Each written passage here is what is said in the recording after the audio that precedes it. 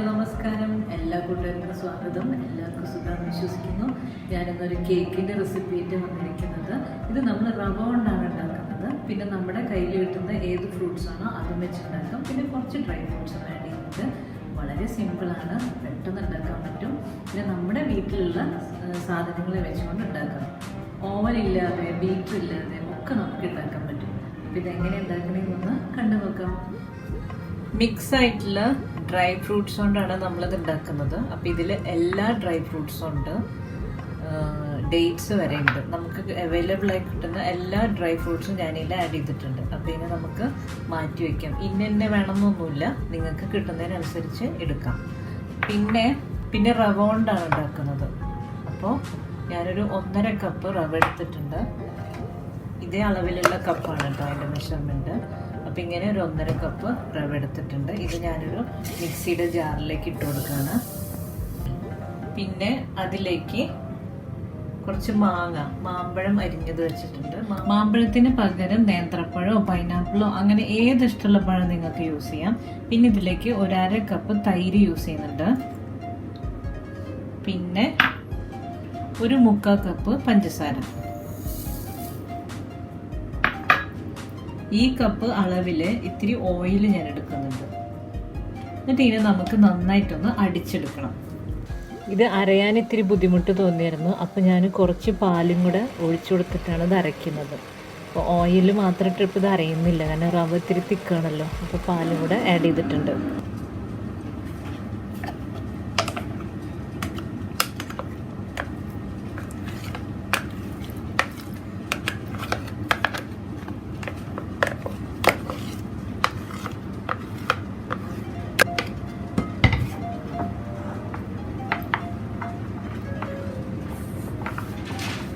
ഞാനിപ്പോൾ ഈ അരച്ച കൂട്ടിന് ഒരു ബൗളിലേക്ക് ഇട്ടിട്ടുണ്ട്. ഇങ്ങനെ ഒരു സൈഡിലേക്ക് മാത്രം നമുക്ക് ഇളക്കി കൊടുക്കണം കേട്ടോ.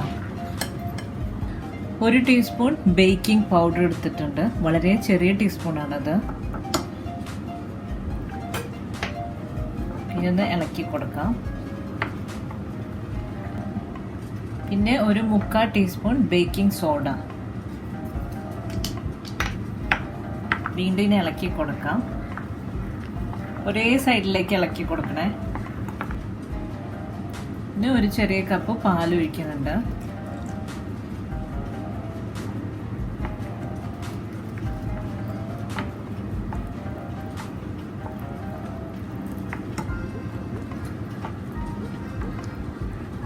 ഇതിൽ ഞാൻ കളറൊന്നും ചേർത്തിട്ടില്ല കേട്ടോ, മാമ്പഴത്തിന്റെ കളറാണിത്.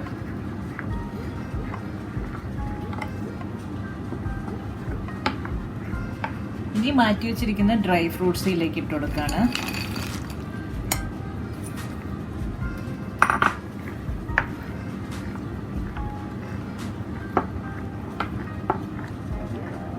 നമ്മുടെ കൂട്ടുപരിപാടി കഴിഞ്ഞു. ഇനി ഒരു മോൾഡിലേക്ക് ആക്കിയിട്ട് നമുക്ക് വേവിച്ചെടുക്കേ വേണ്ടു. അപ്പം ഇങ്ങനത്തെ ഒരു മോൾഡ് എടുത്തിട്ടുണ്ട്. ഇതിലേക്ക് ഈ സൈഡിലേക്ക് നമുക്ക് നെയ്യ് പുരട്ടി കൊടുക്കാം. ഇനി അഥവാ ഈ മോൾഡ് നമ്മുടെ കയ്യിൽ ഇല്ല എന്നുണ്ടെങ്കിൽ ഇങ്ങനത്തെ അലുമിനിയം ഫോയിലിൻ്റെ മോൾഡായാലും മതി. നമുക്ക് എങ്ങനെ വേണമെങ്കിലും ഉണ്ടാക്കിയെടുക്കാം. ഞാനിപ്പോൾ ഇതിലേ ഉണ്ടാക്കുന്നത്. കുറച്ച് നെയ്യ് നമുക്ക് തടവി കൊടുക്കാം.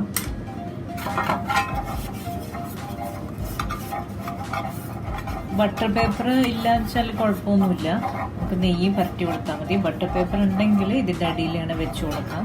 ഞാൻ അത്യാവശ്യം നന്നായി നെയ്യ് പരട്ടിയിട്ടുണ്ട്. നമുക്ക് ഈ കൂട്ടിനെ ഇതിലേക്ക് ഇട്ട് കൊടുക്കാം. ഈ അലുമിനിയം ഈ മോൾഡ് ഉണ്ടല്ലോ, ഇതില്ലാന്ന് വെച്ച് കഴിഞ്ഞാൽ നമുക്ക് സാധാരണ ഏതെങ്കിലും അലുമിനിയം പാത്രത്തിൽ ഉണ്ടാക്കാം.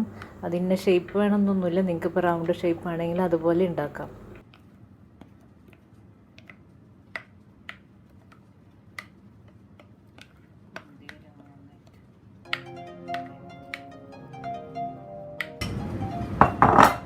നന്നായി ടാപ്പ് ചെയ്ത് കൊടുക്കാം കേട്ടോ. ഇങ്ങനെ ടാപ്പ് ചെയ്യുന്നത് എന്താണെന്ന് വെച്ച് കഴിഞ്ഞാൽ ഇതിൻ്റെ ഉള്ളിലത്തെ എയർ ബബിൾസ് ഒക്കെ പോയി കിട്ടാൻ വേണ്ടിയിട്ടാണ്. അതുകൊണ്ടാണ് നമ്മൾ നന്നായി ടാപ്പ് ചെയ്ത് കൊടുക്കുന്നത്. ഞാൻ ഇവിടെ ചെയ്യാൻ പോകുന്നത്, സാധാരണ ഒരു പാത്രത്തിൽ നല്ല കട്ടിയുള്ള പാത്രം എടുക്കുക. അതിൽ ഒരു 10-15 മിനിറ്റ് നേരം നമുക്കിത് ഓണാക്കി ഇടണം. കാരണം നമ്മൾ ഓവനിലൊക്കെ വെക്കുമ്പോൾ പ്രീ ഹീറ്റ് ചെയ്യാന്ന് പറയില്ല, അതുപോലെ തന്നെ ഈ പാത്രം ഒന്ന് പ്രീ ഹീറ്റ് ചെയ്തെടുക്കണം. അപ്പോൾ ഇതിൽ ഇങ്ങനത്തെ ഒരു മൂടി എന്തെങ്കിലും ഒരു മൂടിയോ അല്ലെങ്കിൽ ഇതുപോലത്തെ ഒരു പാത്രമോ എന്തെങ്കിലും വേണമെങ്കിലും നമുക്കിങ്ങനെ വെച്ച് കൊടുക്കാം. ഇങ്ങനെ വെച്ച് കൊടുക്കാം. അല്ലാന്ന് വെച്ച് കഴിഞ്ഞാൽ മൂടി എടുക്കുകയാണെങ്കിൽ ഈ മൂടിനെ ഇങ്ങനെ കമത്തി വെക്കാം. ഒരു ചെറിയ ഗ്യാപ്പ് ഉണ്ടല്ലോ അപ്പോൾ അവിടെ. ഇതിലേക്ക് ഒരു 15 മിനിറ്റ് കഴിയുമ്പോൾ ഈ പാത്രമൊക്കെ ഫുള്ള് ചൂടാവും. അപ്പോൾ ഈ മോൾഡിലേക്ക് ഇറക്കി വെക്കുക. എന്നിട്ട് ഇതിനെ മൂടി വെച്ചിട്ട് ഒരു 40-45 മിനിറ്റ് നേരം നമുക്ക് ചെറിയ തീയിൽ വേവിച്ചെടുക്കാം. അപ്പം ഞാൻ അതിന് ശേഷം കാണിച്ചു തരാം. ഇത് ചൂടാക്കാൻ വെക്കുകയാണ്. ഇതിന് മേലെ ഞാൻ കുറച്ച് ബദാം അരിഞ്ഞതും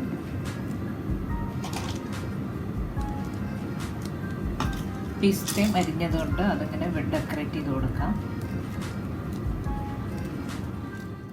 ഇപ്പം ഈ മോൾഡിലേക്ക് ഇറക്കി വെച്ചിട്ടുണ്ട്. നമുക്കിതിനെ മൂടി വെച്ച് വേവിക്കാം.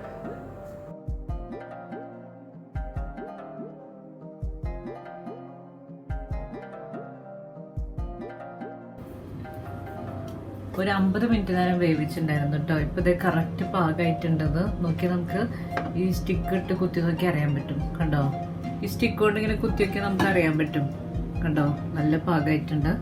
അപ്പോൾ ഇതിനെ നമുക്ക് ഇത് മാറ്റിയെടുക്കാം. ഇത് ഞാൻ തീയൊക്കെ ഓഫ് ചെയ്തിട്ട് ഇതിൽ തന്നെ ചൂടാറാൻ വെച്ചിട്ടുണ്ടായിരുന്നു. ഇപ്പം ഞാൻ ഈ മോൾഡ് ഇതിൽ നിന്ന് എടുക്കുകയാണ്. ചൂടുണ്ട്. പിന്നെ അതിൻ്റെ സൈഡൊക്കെ കണ്ടോ വിട്ടു പോരുന്നുണ്ട്. അപ്പം ഇത് കറക്റ്റ് പാകമായിട്ടുണ്ട്. നമുക്കിതിനൊന്ന് ഒരു പാത്രത്തിലേക്ക് മാറ്റിയെടുക്കാം. ഞാനത് കമത്തി വെച്ചിട്ട് വാവ്, നമ്മുടെ കേക്ക് റെഡി ആയിട്ടുണ്ട്. വച്ചിടണം. കണ്ടോ കണ്ടോ, നമ്മുടെ മോൾഡിൽ നിന്ന് പെട്ടെന്ന് തന്നെ ഇത് അടർന്നു പോന്നു. സൂപ്പർ കേക്ക് റെഡി ആയിട്ടുണ്ട്. ഇനി നമുക്ക് ഇതിനൊന്ന് മുറിച്ച് നോക്കാം. നല്ല ടേസ്റ്റി റവ കേക്ക് റെഡി ആയിട്ടുണ്ട്. ഈസിയാണ്, പെട്ടെന്ന് തന്നെ നമുക്ക് തയ്യാറാക്കാൻ പറ്റും. കുട്ടികൾക്കൊക്കെ ഉണ്ടാക്കി കൊടുക്കാം. 4 മണിക്ക് ചായക്കൊക്കെ നമുക്ക് എടുക്കാം. പിന്നെ ഞാനിവിടെ ഡ്രൈ ഫ്രൂട്ട്സ് ഉണ്ടല്ലോ, അതെൻ്റെ വലിയ പീസുകളായിരുന്നു. അപ്പോൾ നിങ്ങൾക്ക് അത് മിക്സിയിലൊന്ന് പൊടിച്ചിട്ട് ഇട്ട് കൊടുക്കുക. അപ്പോൾ കുട്ടികൾക്ക് കടിച്ച് തിന്നാനൊക്കെ ഈസി ആയിരിക്കും. അപ്പോൾ അടുത്തൊരു റെസിപ്പിയുമായി ഇനിയും കാണാം.